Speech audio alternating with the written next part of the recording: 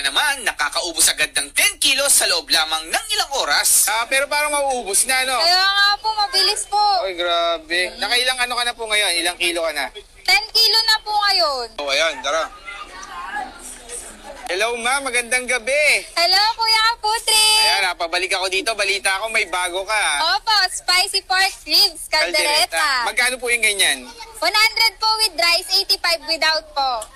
Okay. Ano na yan? Gano'n nakatagal yung spicy ribs caldereta mo? Pang 3 days pa lang po. Pang 3 days pa lang? Yes po, na-stop po nung bagyo.